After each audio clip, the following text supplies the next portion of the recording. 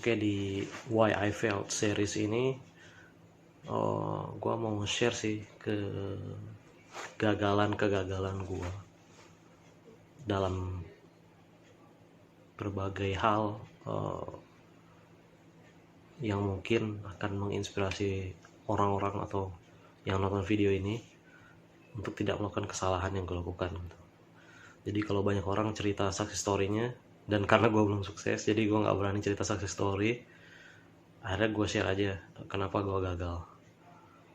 Nah, kali ini gue akan share cerita sedikit cerita waktu gue menjadi salah satu shortlist candidate di seleksi Australian Awards Scholarship tahun 2018. Itu untuk yang intake 2019. Ceritanya gue kebetulan dapat email dari gue lupa sih Australian Awards Indonesia atau di FIT ya, yang menyatakan kalau gue terpilih jadi salah satu shortlisted candidate yang berkesempatan untuk mengikuti GST interview dan IELTS test juga yang diadakan oleh Australian Awards Indonesia. Jadi itu jadi bagian dari proses seleksi Australian Awards Scholarship tahun itu. Dan kebetulan yang ngadain itu adalah IALF Jakarta. Jadi oke, gue ikut technical meetingnya segala macam, gue ikut IELTS-nya.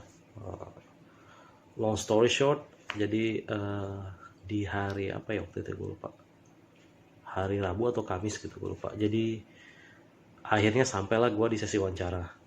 Nah, gue kasih gambaran dikit ya. Jadi waktu itu wawancaranya itu kurang lebih dibagi jadi beberapa batch dalam sehari itu, dan itu nggak lama, cuma paling wawancaranya sendiri paling cuma 15-20 menit seingat gua, tapi proses nunggunya yang lama karena kita harus ngantri sampai batch kita dipanggil. Jadi pertama-tama waktu itu kita diundang ke gedung IALF di Kuningan, gue lupa nama gedungnya lagi, tapi di bilangan Kuningan gitu. Jadi pagi gue datang ke situ bersama dengan kandidat yang lain. Setelah minggu sebelumnya gue tes IELTS juga bersama dengan kandidat yang lain. Di hari itu dijadwalkan untuk wawancara. Nah, pagi itu kita dibagi ke beberapa batch. Jadi untuk kebetulan waktu gue melamar untuk jenjang master.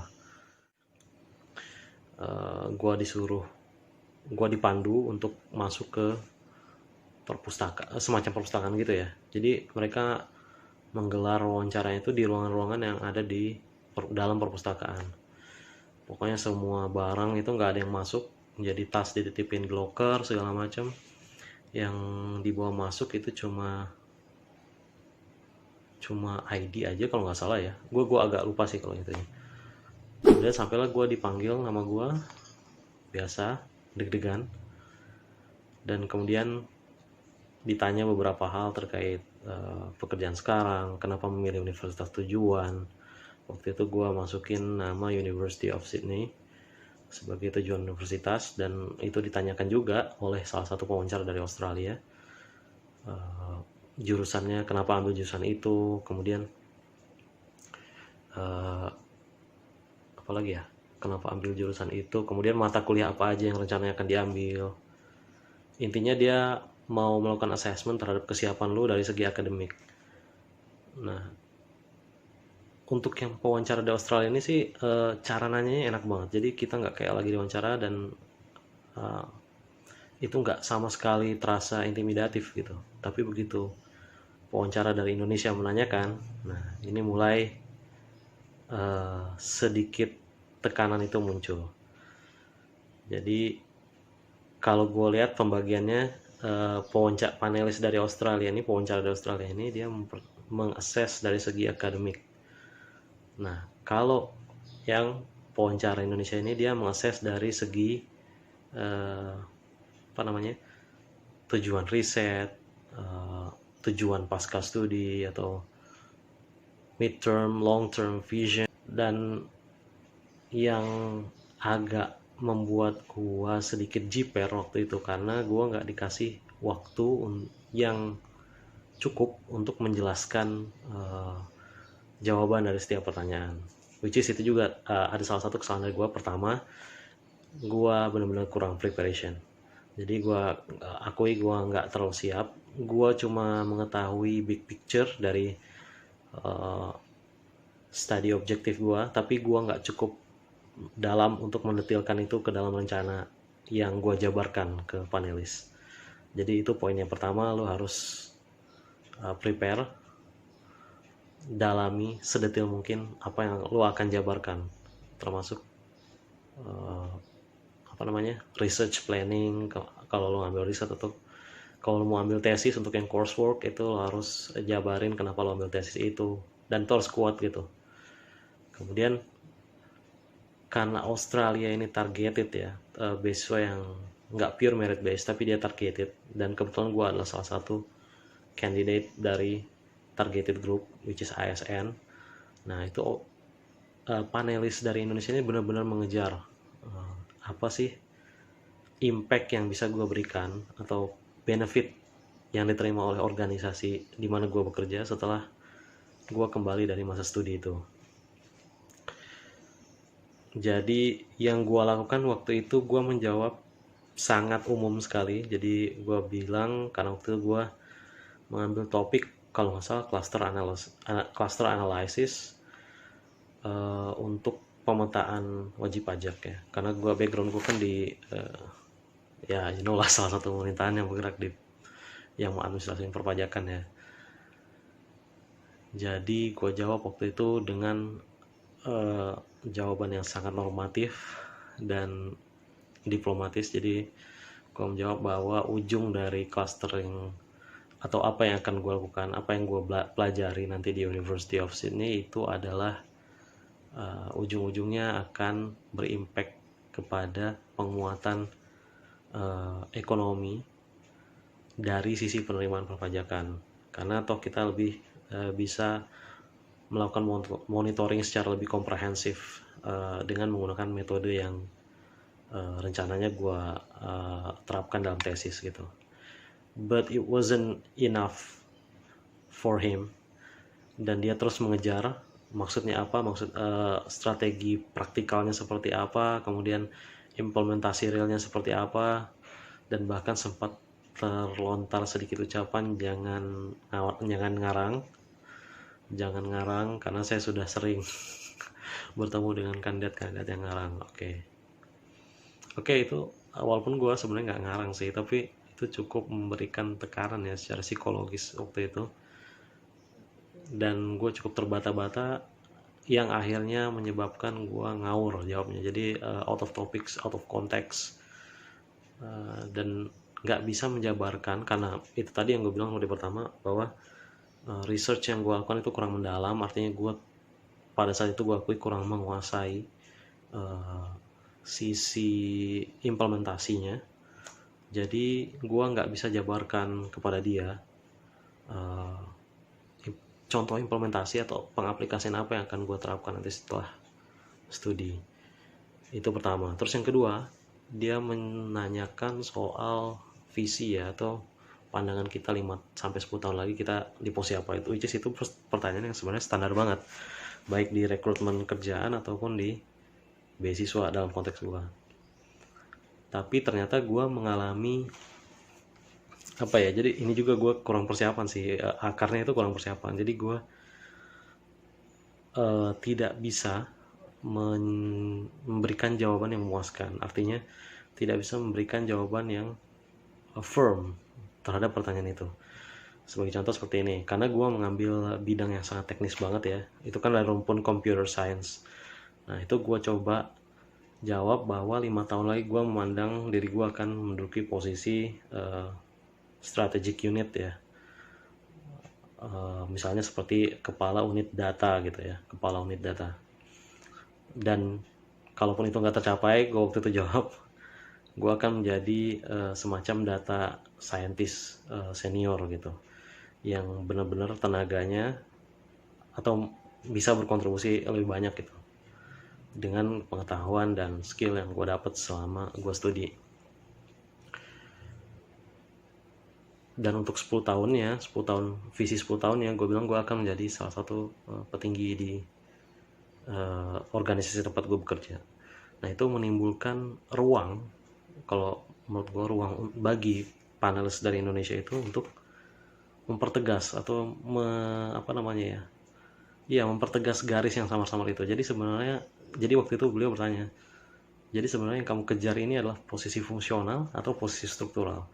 Apa kamu ingin menjadi bapak A atau menjadi bapak B?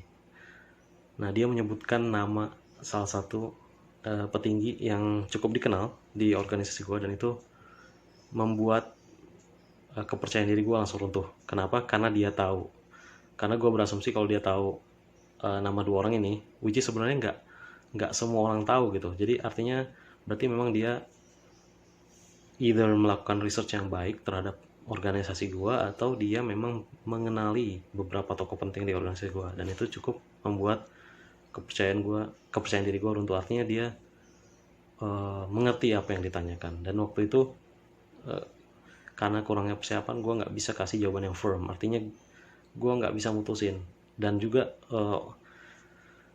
bisa dibilang gue brain freeze ya. Jadi gue ketika interview itu mencoba 2 langkah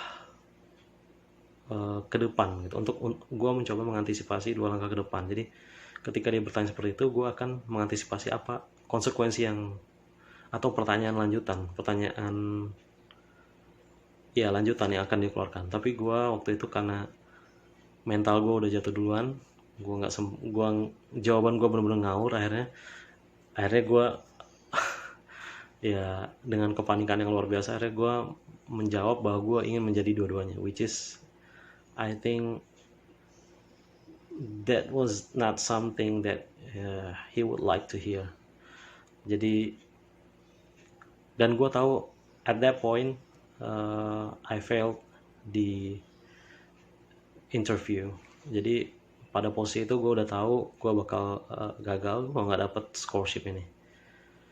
Ditambah lagi ada sedikit insiden kecil waktu ketika gue dipersilahkan, oke, wawancaranya udah selesai, silakan tunggu di luar, silakan keluar gitu. Nah itu gue sempat menyenggol bukan botol sih ya, cup aqua gelas ke panelis yang berasal dari Australia. Jadi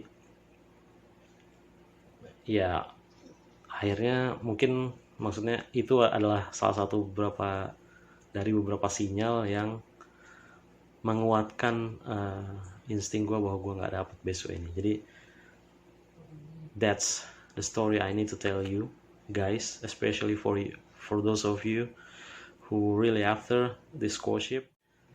Pastikan lu punya persiapan yang cukup, punya